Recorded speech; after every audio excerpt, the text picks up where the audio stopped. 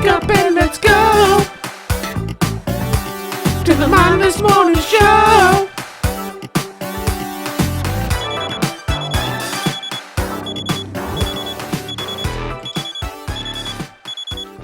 Good morning, everyone. Welcome to the Mindless Morning Show. I'm here with my co-host, as always, Dakota. Hey, everyone. We have a very special guest. He is an author, a poet, and even more importantly, a zombie wrangler. There you go. Matt Betts, how you doing? I'm doing really well, thanks. Awesome. I try and keep my zombie wrangling license current just in case, Right. Yeah, you don't want to be an amateur out there and then the apocalypse break out and try and stop it. You gotta really know what you're doing. Yeah. That's smart. See, I mean, how do you get on top of that? yeah. How long have you been a zombie wrangler?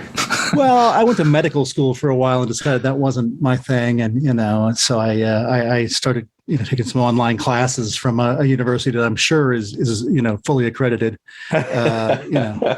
So, it's been a thing I've had on my site for a while, and just, it was really, it kind of came out of one day out of the blue. I found out that I was, my name was in the New York Times of all things, and couldn't figure out why. I assumed it was another Matt Betts because a lot of them pop up in news feeds and stuff. And so I looked it all up, and this guy somewhere, way back when The Walking Dead started on AMC, somebody at the New York Times did a story on zombie poetry. And he quoted several lines from one of my poems, and I'm like, I have no idea how the guy found that. I mean, it was in an anthology, so I assumed he found it online somewhere. But it was like so random that he just picked a few lines of the zombie poem of mine, and just as a joke, we put that up on my website, and it's kind of stuck. That's awesome, though. I mean, but yeah, to be able to say you're in the New York Times is great. Right, but to be able to say you're in it for zombie poetry is even better. Yeah, I should have a T-shirt made. You should. That's awesome. I was going to say, Right. You definitely should have a T-shirt. Yeah. You got to have like a core squad and like a name for it. Oh, that's right. Yeah, zombie wrangling. It's like the not the Avengers and not the Justice League. There's got to be some sort of The Betts Beaters. We got to work on that one. I'm not sure if I wear that shirt, but Maybe yeah. a little. But yeah, no, I like the idea. Yeah, because when you have an author, you like to have sort of a street team to get out there and get your name out there, and they help you get reviews, and they help you just get your new book out there. They should have instead of just a street team, they should have that name, the Wranglerettes or something. I don't know, something along that line. I like it. Dude, I would invest in it. I think that's good entertainment right there. At least get the domain name for it, I think. Right. There you go. So yeah, tell us a little bit about yourself and where it all started from you before you got into poetry or writing. Well, I grew up in Ohio. I grew up in a pretty small town in Lima. It's like 2 hours from everywhere else. It's like about 2 hours from Toledo, 2 hours from Cincinnati, almost 2 hours from Columbus and Fort Wayne, Indiana. And there wasn't a lot to do back then in said town. So I loved watching cartoons, and I just I dug a lot of the 70s and 80s cartoons, and I liked to write a little bit. Wasn't terribly good at it in high school, but my mom, every time someone mentions me when I started writing, she'll drag out this thing that I drew in like, I don't know, 8th grade, 7th grade, whatever, a comic book that I wrote and drew that was basically a ripoff of Scooby-Doo. And she's very proud that she still has this thing from, so many years ago. Right. But my whole family, my dad, my mom, my brother, and aunts and uncles and everybody were huge readers. And so, my grandpa had like this big old leather recliner, and he had like paperback stacked up to almost the arm, like 2 or 3 rows of them. So I remember that vividly as a little kid. And so, reading came pretty natural. And then just the idea of telling my own stories. I collected comic books, and I read mostly that until my dad was like, here's some actual novels. Let's take a look at these when I hit, 6th grade or something. And I tried, I wrote some in college, but I went to Toledo, and the professors that I ended up with at the time were not terribly terribly fascinated with sci-fi and zombies and things like that. And they'd rather see, literature, real literature. And so it's pretty discouraging. And I kind of stopped for a while. And when I moved to Columbus, many years later, I joined a writers group. I was just looking for people to hang out with, people that, were kind of into the same things I was. And I kind of hung out there and we started trying a few things out. And I wrote a few things that I thought were sort of like bits of stories. And I was like, I don't know what to do with them. And we had a couple of people who were, had gone to, gotten their MFAs in poetry or in literature or whatever. And they said, these are really good, short poems or prose poems that we're calling them. And I said, I have no idea what that is, but I'm going to go with that. And so I started going to, that's right. Hey, if somebody's got a name for it and I'm doing it, hey, we'll stay with it. And I went to a couple of conferences and started, meeting people that did science fiction and horror poetry. And one guy in particular, Mike Arnzen, who's a horror poet, writes some really, really gross poetry and some really, deep, disgusting stuff. But he's so much fun to watch and listen to. And he's so gleeful about what he's doing that, it kind of turned me on to trying this myself. And so most of mine's more sci-fi, like old school kind of horror, like, the old Godzilla and the old King Kong and vampires and Frankenstein. So they're not terribly gory, but I try and, keep some humor injected into them because I just couldn't see myself doing like serious poetry. It felt, weird coming from me.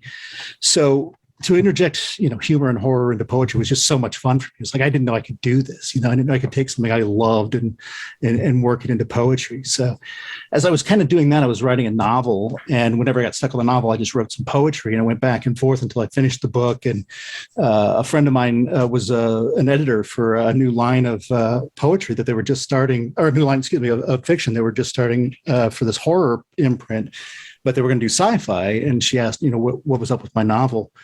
And I gave it to her and their owner and their editors, and they liked it, and it did well for them. And I got another contract from them for a few more books, and another contract from a different publisher. So about 2013 is when the first book came out. I've been publishing poetry since about 2005. So the last 8 years, I've published about 8 books, plus 2 poetry collections on top of that. So. Oh, wow. It's just, it came from doing some fun stuff I liked, and it just sort of happened that people were liking what I was doing. Nice. That's awesome. And you were going to college for communications, correct? Yeah, I went to college, for communications. Originally, actually, for broadcasting. I was I was in radio for a long time. That's dope. So I was in, I'm old enough that I was in college and doing radio when like Nirvana and Pearl Jam and all these people were breaking. And literally in our college radio station, I worked in the college radio station. We had like 8 CDs. That was just as CDs were getting, big. So we had just rows and rows of actual wax. We had albums, we had 45s, we had carts and tapes, but we were just starting to get CDs.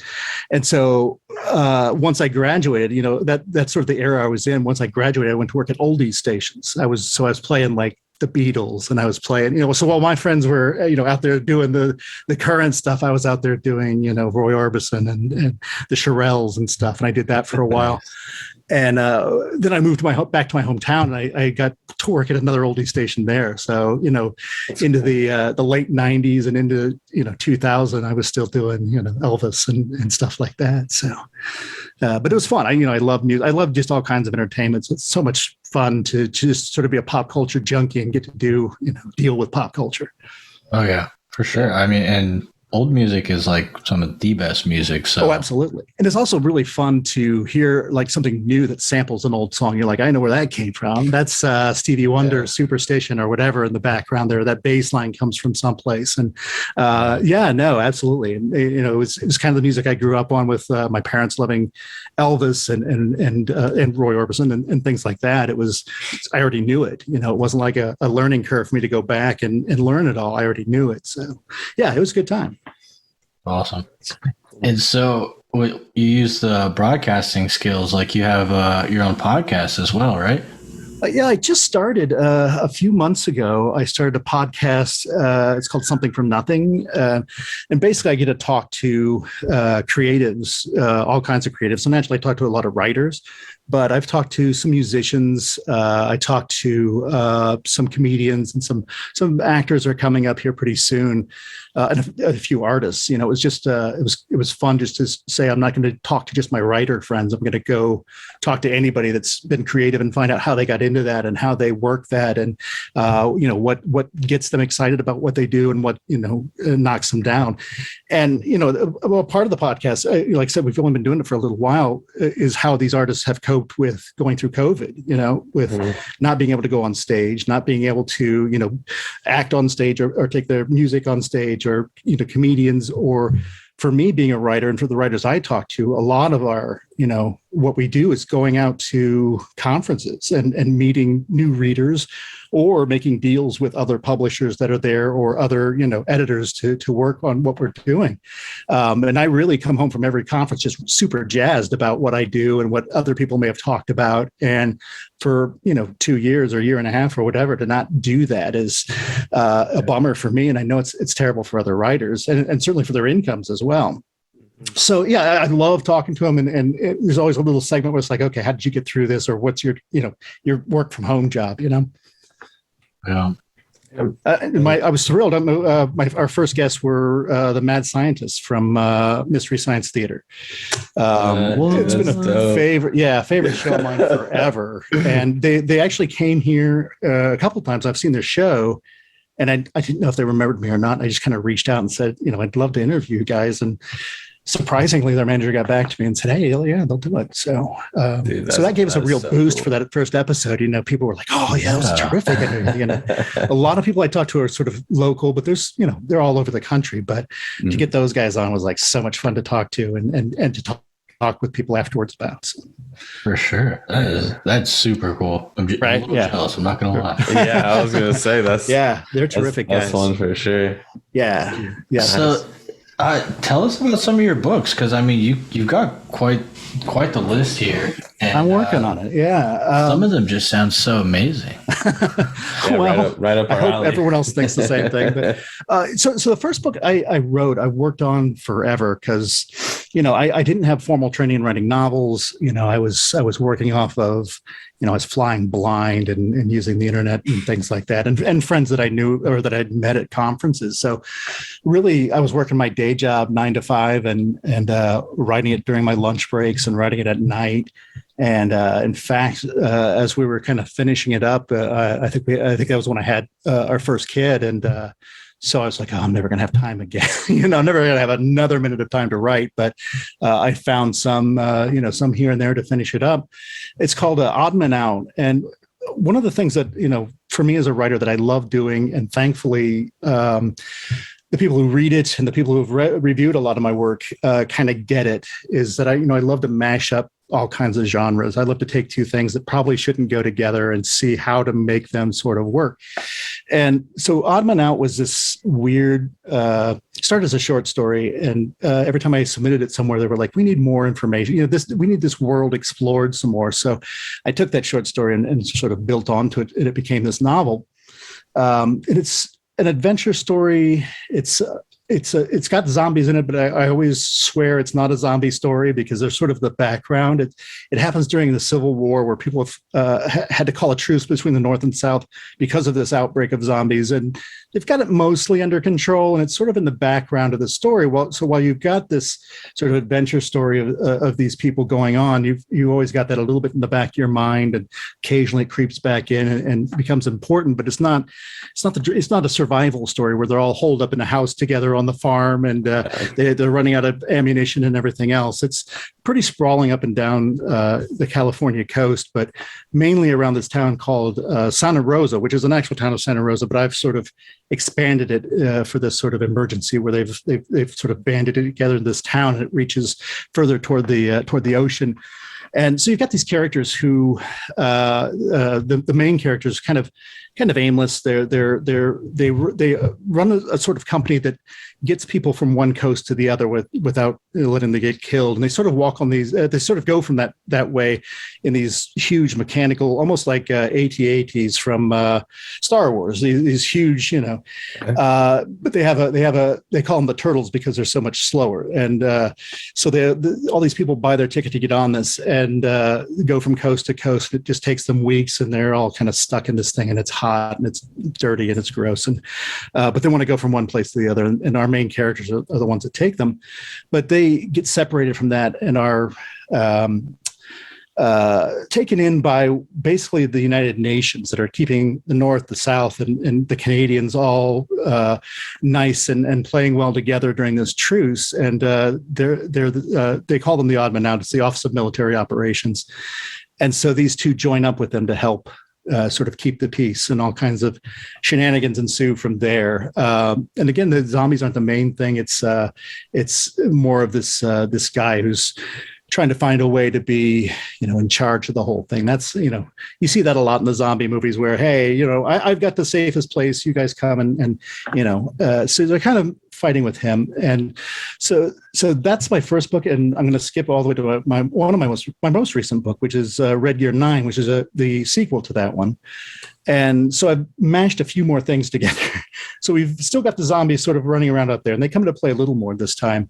We've got this sort of adventure novel, but we also have a spy novel that involves a Confederate spy who's been wrongly imprisoned and has been stuck in this prison while this outbreak is going on that they don't really know for sure is true. They kind of feel like it's a fake story to keep the prisoners, under control or whatever. Mm-hmm. And he breaks out and wants revenge on just about everybody. And again, things ensue that, involve zombies and involve a lot of other things.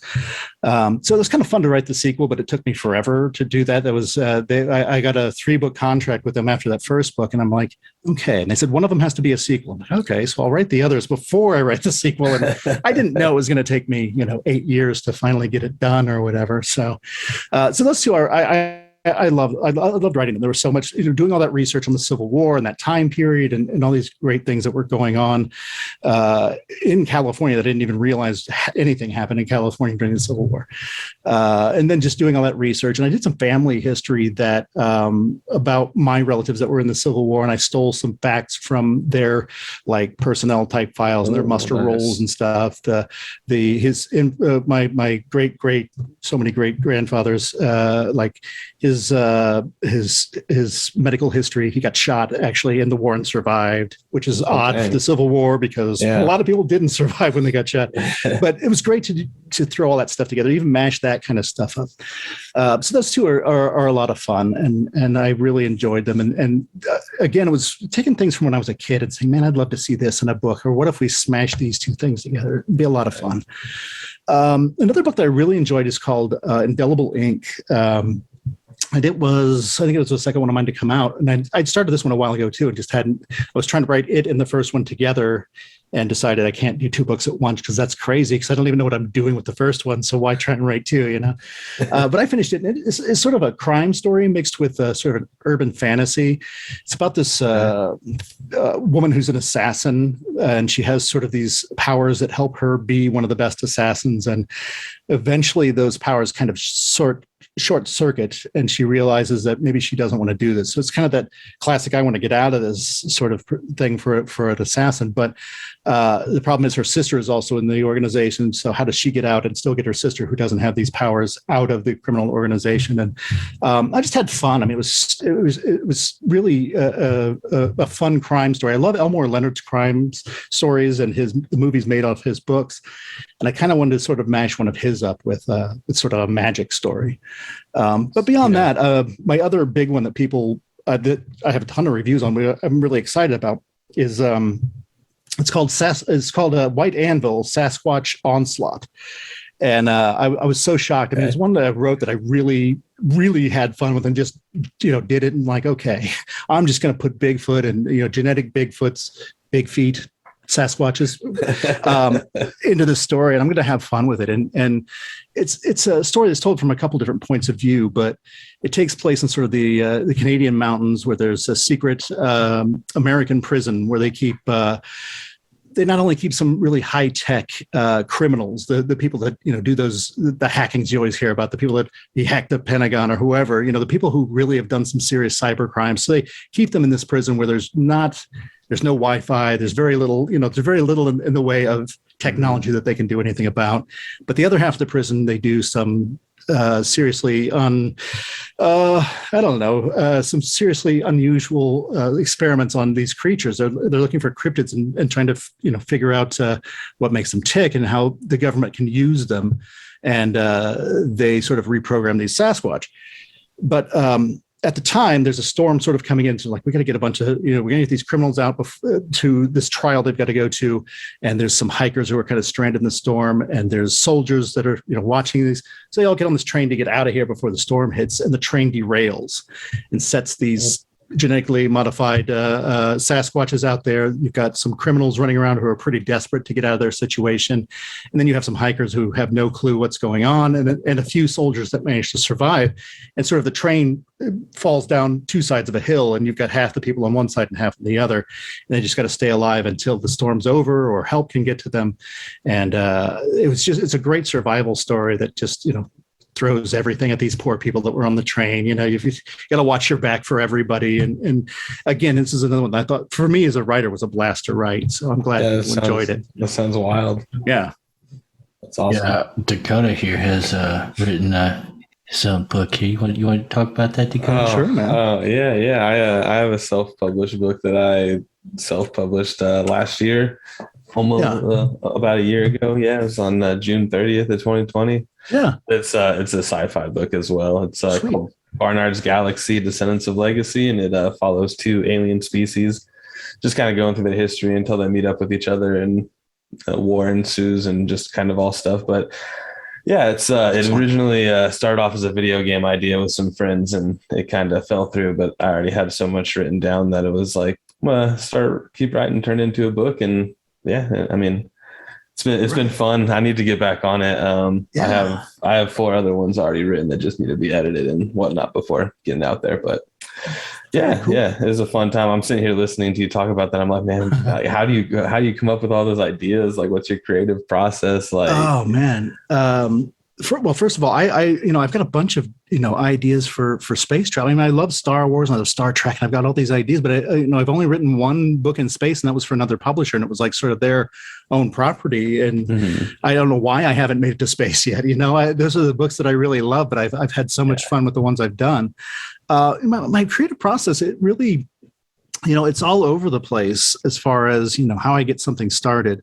Most of them start with sort of just an image I might get from somewhere, just something that gets stuck in my mind. And I'm like, okay, I had this image of a guy sort of cocking this pistol, an old school pistol, for a long time. And that ended up being a scene in Odd Man Out, my first book. But I kept seeing that same thing, just nothing else around it, just, clicking that gun. And it just sort of extrapolated from there. Like I said, the short stories I started off with, and then I wanted to figure out how to expand that. It happened with 2 of my short stories, and I expanded them into novels.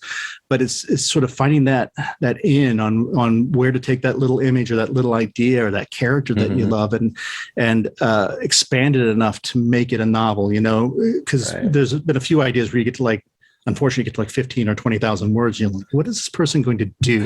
What are they really, what's the real story? And is this going to work? And unfortunately, sometimes it doesn't. But, originally, like I said, my first couple of novels I really flailed around on, and it took me a couple of years to write each one of them, if not a little bit more. And then, all the editing and stuff. But I've slowly gotten a little more organized. I've gone to, conferences and sort of learned people's, outlining techniques, which I hate an outline. I love the argument of plotters versus pantsers. You know what that is?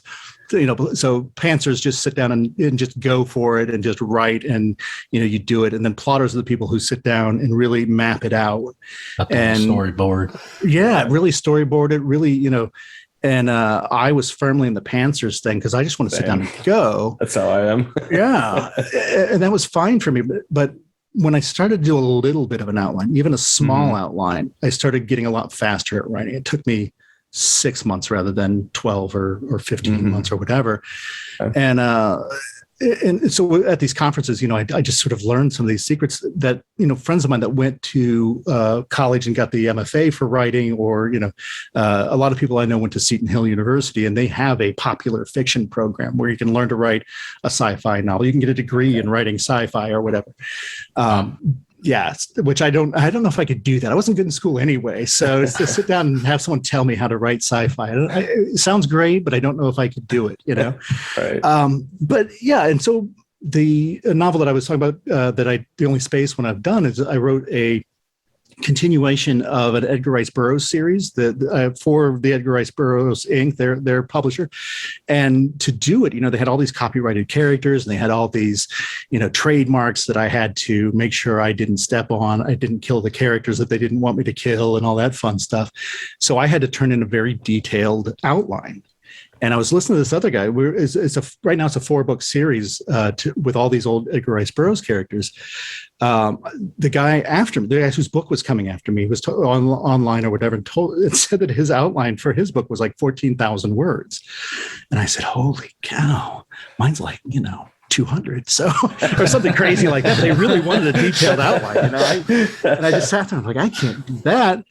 But I sat down and I started really figuring it out. And when I was done and I got these details that had to be in there and that they wanted from the publisher wanted, I ended up with almost 13,000 words. Dang. Which for a book they wanted to be about 70,000 words. For me, that it was almost written. Once I got all that approved, it was really just connecting the dots in that outline. To have 13,000 words, and then I just sort of needed the transitions and things like that. And once we approved that, I had to have it done in 3 months, and I was wasn't sure I was going to make it, but with that much down on paper already from start to finish, from the very last scene, it really helped me speed through that. So I'm sitting somewhere between being a plotter and a pantser at this point. I like the freedom of just going for it, but to have a deadline and to know where I'm going, it's so much better, for me to have that outline, even if it's a minimal one. So, so I started doing that. But another part of my process is I'll take my characters and I'll go online and find actors that look like those characters, or they might be in a scene that I think that character might have that expression, not necessarily thinking who's going to play them in the movie someday, but who really looks like this character. And I download and I make a world Bible, a story Bible, they call it, or whatever, where I'll have a page here's the main character, here's what he looks like, here's his name, here's where he's from, here's the important things that happened to him in the story, and then here's the next character and the next character, and I'll download what is his, what does the house look like where this takes place, or what is the castle, or whatever gives me the vibe of that thing, and I'll put them into that thing, so into that story Bible in PDF or whatever. So that way, if I'm halfway through it and I forget a character's name, for one thing, I've got them all written down somewhere and I don't have to go back to the manuscript, because it happens all the time. But also, if they're there, I can kind of, if I'm writing a scene from that guy's point of view, or that guy's in that scene and I'm having trouble with it, I can flip back to that page and say, okay, all right, this is the guy, this is what I'm thinking of him, and this is his thing, and here's his point of view, more or less, or here's his goal, and here's his obstacles, or whatever. And when I've got that document, sometimes I print it out and I'll put it on the wall in front of me here, but usually I keep it in PDF and just switch screens, or I'll put them up on one screen and have the document on the other. But just so I can, if I'm not feeling that like I'm in that space, I've got that over there that I can jump right back into it. So that's a big part of my process. Yeah, it's good to have lay down a solid foundation and kind of help plug the way. And I mean, that's definitely, I'm sure how a lot of RPGs and games are made and things like that to keep track of all that stuff. Sure. I mean, especially if you got like a lot of races or you have a lot of characters or whatever, or you have multiple points of view, it's really good to have that and have their sort of quirks right there, or their specific armor or the specific weapon, just so you know what they use like that. And you're not like accidentally giving them a sword when they normally have a gun or whatever. Yeah. It's just helpful to remind you that, So I bet you're right. Yeah. What, out of your books, which one of them would you say is your absolute baby that you like die hard want a movie made out of it? What's funny about that is that my favorite one is probably the one that's probably hasn't sold the best and has the least reviews. It's a book called The Shadow Beneath the Waves, which is sort of a war story, or after a war, where they were using these sort of mechs. They were using, giant human controlled sort of robots, more like mechs than anything else. And it ends up being sort of the big part of the movie is a fight between, or the story, excuse me, it's not a movie, of the story is the mech versus a kaiju. It's got this, it turns out that that we find this sort of tape and it sort of trapped this, we find records that it trapped this kaiju, and these explorers who, are basically just treasure hunters looking for, to make some money, find the mech and accidentally start it again, and it releases the creature. So I loved writing this book. It was so much fun. I don't know if you know Clive Cussler, the writer. He writes a lot of action adventure treasure hunting stuff, and that's a big writer my dad loves, and I like him too. He's just a fun time to see these guys. There was a movie made of it with not Brad Pitt, it was Matthew McConaughey. I can't remember the name of it, but it was a few years ago. What's that? Fool's Gold?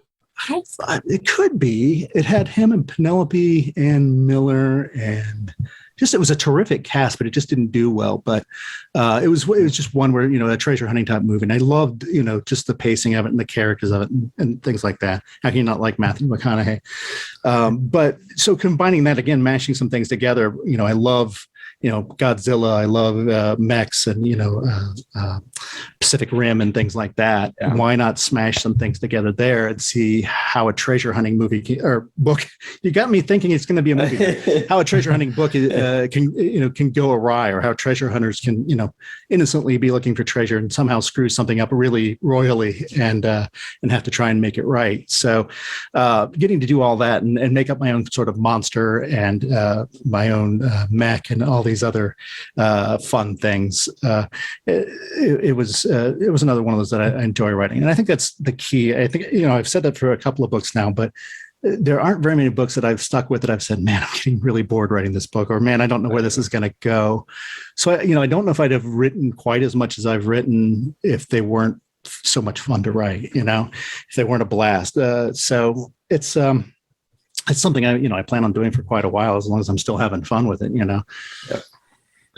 That's key. I mean, staying happy is what keeps it going. So for sure. Right. Exactly. Yeah, that's huge. Oh, I thought you were going to ask something, Dakota. Oh, sorry.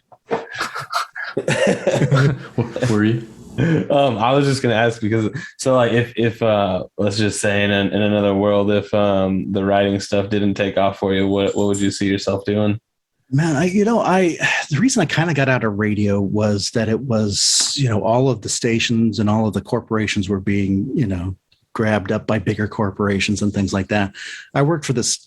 So I went back to my hometown and I got in this radio station. It was one radio station playing oldies, and it was owned by this one guy, or maybe his group of people. And he owned the radio station and he owned a furniture store. Right. So, in the 3.5 years that I worked, or thereabouts, worked at that station, we were bought like 4 times, three or 4 times probably. Another bigger local group bought us, and then like J-Core, and then Clear Channel, and it was like, and then they started scaling it back and trying to change things, and it just wasn't fun anymore.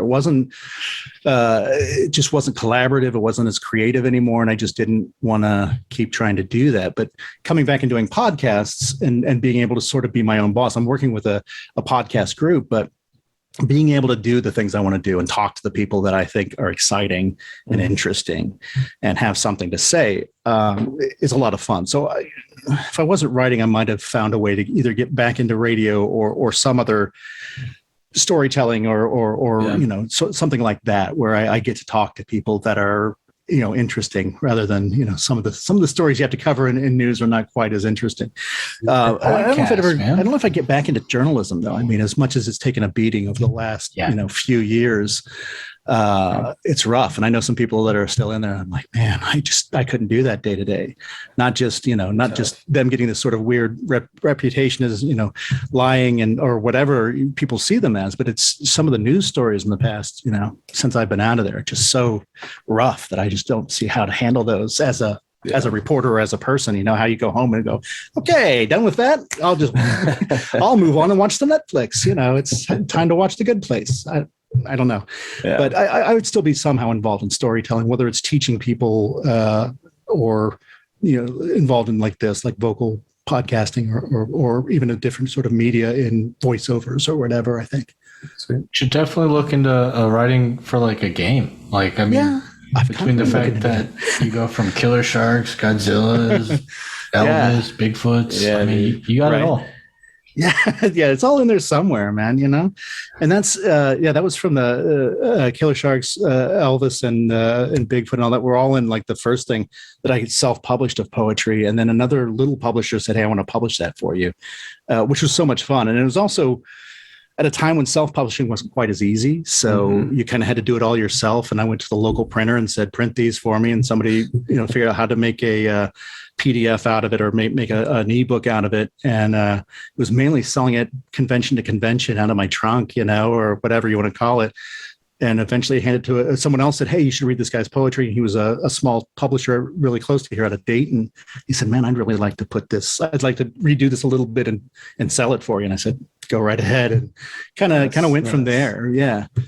And a poem out of there was nominated for some awards. The name of the poem originally was "The Night Godzilla Dumped His Chick." And when it got published, the editor was like, "Hey, do you mind if we change the title to Godzilla's Other Half?" I think is what we changed it to. And I really had to think about it, because I thought "The Night Godzilla Dumped His Chick" was perfect, but we changed it, and then it got put up for an award. Didn't win, but it did get nominated. And the funny thing is, I also nominated in that same category that same year was Neil Gaiman, because he had some poem out for something, and I look back, I'm like, all right, I'm going to get beat by Neil Gaiman, and he didn't win either. So I can say successfully that Neil Gaiman did not get an award over me. It was somebody else won, but we were both in the losers bracket, so that was kind of nice. That's not bad at all. Right. So I don't know if I can put that on my wall or anything, but there's my T-shirt right there. Hey man, we'll make it for you. We'll get you the whole plaque and all. Neil Gaiman ain't better than me. Here's my T-shirt. It just says "I lost with Neil Gaiman." No explanation whatsoever. So what are your current and future projects looking like, or what do you got going on? Yeah, what's coming up? The pandemic has really kind of, slowed me down. The book that I was talking about, this thing for Edgar Rice Burroughs Inc. We were going to launch it in April of last year at WonderCon, or we're going to do some stuff with some Comic Cons, and literally like WonderCon, I think decided not to go like 2 weeks before, and they said they're just canceling it. And all of our backup cons to launch this book also evaporated pretty quickly. So this year, I'm finally getting to go out and sort of, I've been to one con so far just this past weekend to promote it, which was a really good reception to it. But so I'm at home trying to figure out my next project, and I'm trying to write and trying to figure things out. And I've got both my kids at home, and eventually my wife is at home, so our bandwidth at home is very narrow, but and our space is very narrow. And with my wife having her, her day job, I'm like, I have time to write, but I'm also like, I'm policing the internet to make sure the kids are on doing their schoolwork. If the internet goes down, I'm the tech. I'm doing lunches. I'm doing dinners. I'm the hall monitor. I'm the bathroom monitor. And it's a little bit of everything. And writing really kind of slowed down. But this idea I had for a long time, and I'm almost done with it, and I don't have a publisher for it yet, but I finally finished it. And like I said, I've been really going a lot quicker with my writing, but this one has taken almost the pandemic so far of a year plus to really get it to work. It's a mashup of The Wizard of Oz and a little bit of Apocalypse Now, which you can see how those go together, obviously. Yeah, totally. So I'm expecting like some zombie munchkins. Right. Maybe something along that lines, actually. But Witch yeah, bars. I'm excited about that. It's so weird, but I think it works. It also has a little bit of the Island of Dr. Moreau thrown in there. So Nice. So at this point, I don't even know if it's a mashup. It's just a bunch of stuff I dumped in a bucket and started typing, and so I'm almost done with that. I've edited. The ending is bugging me, so I've been rewriting that. And I don't know what's next after that. For the first time since I started getting books published, I don't have a book that's under contract. So we'll see what happens next. We'll see who might want this weird mashup of a book. And I've got a bunch of ideas beyond that. It's just my kids go back to school this week, so hopefully that'll do something for my get some time for yourself. Right. And hopefully it'll give me the motivation and the time to just go and do it. But yeah, we'll see. We'll see what's next. Like I said, I got no shortage of ideas. I just got that time to sit it down and do it. I'm always happy to mash something else up. For sure. I mean, it definitely sounds like you have like an endless stream of like creativity going on in your mind. So that's awesome. And I certainly look forward to checking out some of these books and Thanks. all that. So, but man, you need to get on like a own call line for other writers. Like when they get writer's block, just give you a call. I can't figure out what to do with this elf. What do I do right Kill here? him. And then kill him. Get rid of him. Just throw a ninja in there and have him just start slicing throats and run away. That solves every problem. Oh, perfect. Thanks. I'm gonna do that. Boom. Yeah. It's like what $1.99 a minute or something. Yeah, exactly. or $1.99 an idea. I don't know which would be more. But so I go to cons and I do stuff like that, like going and getting presentations about writer's block and stuff like that. And I had a friend that came to me, and like him and another friend came and said, "Hey, if we buy you dinner, can you help us figure this out?" And so they're new to writing and just wanted to pick my brain. And so that's not a terrible idea. That's our next shirt. We'll have 1-800 whatever the idea, whatever the back of my shirts now. We'll get you a Fiverr account. You just set up online shop. That's right. Yeah, or Etsy. Give me an Etsy account, and we'll just start selling shirts. You want to write? Follow me. Come with me if you want to write. Come with me if you want to write. Yeah. So, do you happen to have any words of wisdom for fellow aspiring writers? Well, I get asked that a lot, when I get interviews, and there's two things that I try and tell, newer writers or people who are thinking about it. And, first of all, it's just to read whatever you can get your hands on, read, if you're writing sci-fi, read as much sci-fi as you can, but also read some other genres to see if maybe they're doing something that you can use in your work. Like, I'm not necessarily saying if you write, slasher horror that you need to go out and start reading romances to see if maybe there's a little something that can spice it up. But, maybe there's something else in sci-fi if you're writing horror, that a trope or something that other people are doing that might sort of inform your work or give you an idea. When I was really writing sci-fi, there's a book out there called How to Write the Paranormal Novel or something like that. I forget. I think that's the title. And I picked it up just looking for writer's advice. And it was one of the best things I found just to write in general. It had so many good ideas about how to organize yourself, how to work on your dialogue and all these other things. So some of those books can be kind of cheesy, how to write this or how to write that, or are really just setting you up to buy one of their books or to buy their course or to buy their workbook. But check some out of the library and see which ones sort of speak to you, and then maybe buy it if you really like it, or get it from the library and check it out, read it. So that's one of the big things, is just read as much as you can in your genre and a few others. And the other one, I talked so much, I think I've already forgotten. So let's see. Read as much as you can. What was the original question? Oh, advice for writers. Take your time when you're getting into it. I mean, you may find out that you have to be that plotter. You may find out that you have to be that guy or that woman that maps everything out and knows what's going to happen. Or you may be like us and say, hey, I'm going to write this book, and it's going to take me a couple of years maybe, but I'm getting the idea out on my own. And maybe if I had to throw another one there, is the thing that really helped me get started was joining a writing group. And whether because you can join one that's like, if you're a sci-fi writer, you can have all sci-fi writers, or you can do what we did, is we just kind of, everybody came together. We had travel writers, we had romance, we had mystery, and we all just sort of learned everything together.